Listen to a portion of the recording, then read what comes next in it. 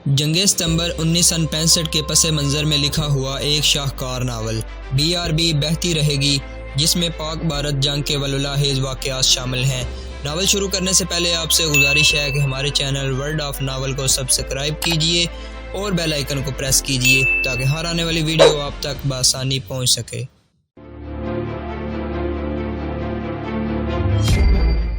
रशीद उन नौजवानों में से था जो सिनेमा घरों की छांव में पलकर जवान होते हैं और जिनके किरदार और कौमी वकार को पाकिस्तान और भारत के फिल्म साज फिल्मी गीतों की लोरियां दे देकर सुलाए रखते हैं। फिर किरदार और कौमी वकार नींद में ही दम तोड़ जाते हैं। इन नौजवानों की नज़रें उन सरहदों पर लगी रहती हैं जो उनके और सड़कों पर घूमने फिरने वाली लड़कियों के दरमियान हायल होती हैं। कौम के ये नौनहाल तस्वरों में ये सरहदें फांद जाते हैं और अपनी मर्दानगी का रस निचोड़ते रहते हैं। वो लड़कियों के कालजों के सामने मंडलाते फिरते हैं। कागजों के ये घोड़े ज़हनी अय्याशी के बहरे जुल्मात में कूद जाते हैं। उनकी नज़रों में अपने पराये की और अपनी और पराई बहनों की भी तमीज़ नहीं रहती। पाकिस्तान में रहते हुए लागर और मरियल ये लड़के अमेरिकन बन जाते हैं। इनके जिस्मों की ये हालत होती है कि ज़रा सी ठंड हो तो इन्हें नज़ला और ज़ुकाम हो जाता है और धूप ज़रा सी तेज़ हो जाए तो इन्हें बुखार चढ़ जाता है। रशीद इस नौजवान तबके का बड़ा अच्छा नमूना था। 6 सितंबर के पहले धमाके के साथ ही कौम के ये नौनहाल भटकती हुई राहों से हटकर शहराए पाकिस्तान पर आ गई। पहला धमाका उनके लिए हिजरे राह साबित हुआ। उनके खून में सदियों पुरानी जो रवायात रची बसी चली आ रही थी उस चश्मे की तरह उबल आई जिस पर किसी ने आवारा ख्याली और ज़हनी लज्जत परस्ती के पत्थर रखकर इसका मुंह बंद कर दिया था। वही छिछोरे और फैशन के मारे हुए लड़के जो फिल्म के हीरो बने फिरते थे हर उस जगह पहुंच गए जहां वो समझते थे कि उनकी जरूरत है। कौम के इन नौनहालों ने साबित कर दिया था कि जरा नाम हो तो ये मट्टी बड़ी जरहेज है साकी। कौम ने तो इन्हें दिल से उतार दिया था। ये लड़के किसी काम के नहीं रह गए थे और ये पाकिस्तान के पास बांह कहलाने के काबिल नहीं थे। लेकिन जंग सितंबर के इब्तदाई दिनों में सियालकोट के नौजवान लड़कों और लड़कियों ने ऐसा मुजाहरा किया कि लोगों ने इनके मुतालिक अपनी राय बदल ली। सियालकोट के ट्रंक बाजार में रात के वक्त भारत के बमबार तैयारों ने बम गिराए। ये तैयारे रात की बमबारी के लिए आए थे और इनका टारगेट यकीनन सियालकोट का ट्रंक बाजार नहीं था। उनका टारगेट पाक फौज के अगले मोर्चे हो सकता था। लेकिन तैयारा शिकनगनों से बचने का यही तरीका था कि वो शहरी आबादी पर बम गिरा देते और वापस जाकर रिपोर्ट देते कि वो पाक फौज के अगले मोर्चे तबाह कर रहे हैं। ट्रंक बाजार के साथ एक गुंजान आबादी थी। बमबारी से कई मकान गिर पड़े और इनमें रहने वाले मलबे तले दब गए। लोग डर कर इधर उधर भाग गए। किसी को होश न था कि वो लोगों को रोक कर कहता कि मलबे से जख्मी और लाशों को निकालना है। इस काम के लिए जो पहुंचे वो यही दुबले पतले अमेरिकनिज्म, टैडीइज्म और फिल्मी गीतों के मारे हुए थे। इनमें इन्हीं जैसी नौजवान लड़कियां भी थी। उन्होंने तबाहशुदा मकानों का मलबा बड़ी तेजी से हटाना शुरू कर दिया। मलबे से लाशें निकली और जख्मी भी। जख्मियों को बर वक्त निकाल लेने से इनकी जानें बच गईं। इन नौजवान लड़कियों और लड़कों के कपड़े खून से लाल हो गए थे। जिन बालों को वो हर वक्त संवार कर रखते थे उन पर मट्टी जम गई थी। ये उनकी कोशिशें थी कि कई जख्मियों को फौरन अस्पताल पहुंचा दिया गया और उन्हें बचा लिया गया। लाहौर सेक्टर में तो इन नौजवानों ने वहां के डिवीजन कमांडरों के लिए मुश्किल पैदा कर दी थी। वो फौजी कमांडरों से कहते थे कि उन्हें आगे भेजा जाए, लेकिन वो जंग थी, कोई खेल नहीं था। उन्हें आगे भेजा नहीं जा सकता था। डिवीजन कमांडर ने इन्हें कहा कि ट्रक सामान से भरे हुए आते हैं और इनसे सामान उतारने के लिए कोई नहीं होता। डिवीजन कमांडर ने लड़कों से कहा कि वो ट्रकों से सामान उतार दिया करें। फिर भी रशीद जैसे कुछ नौजवान थे जो अपने परागंदा जहनों के गुलाम हो गए थे। उन्होंने अपनी कौम से ताल्लुक तोड़ रखा था।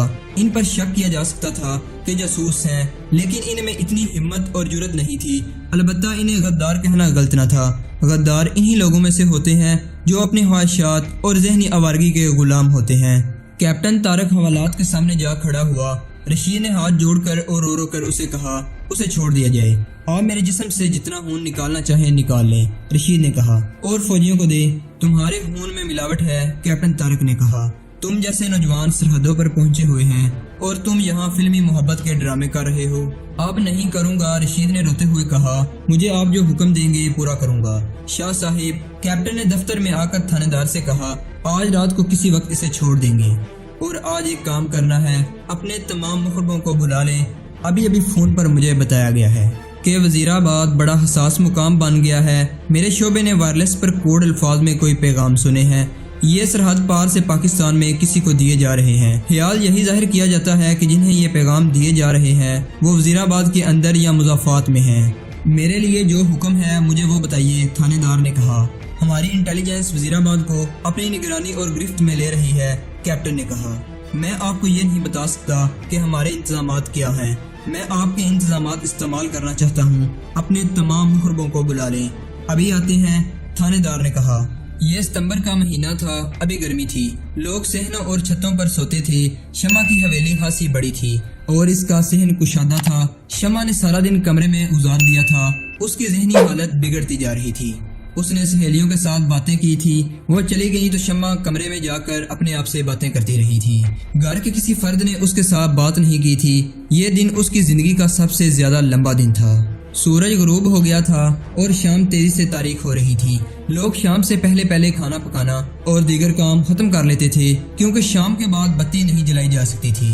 حاجرہ نے صحن میں چارپائیاں رکھ کر سب کے بستر بچھا دیے تھے۔ سب اپنے اپنے بستر پر آ گئے، کسی نے کسی کے ساتھ کوئی بات نہ کی۔ اس گھر میں تو ماتم کا سماں تھا۔ ایک تو ان کا جوان اور اکلوتا بیٹا محاذ پر تھا اور اب بیٹی نے یہ گل کھلایا تھا۔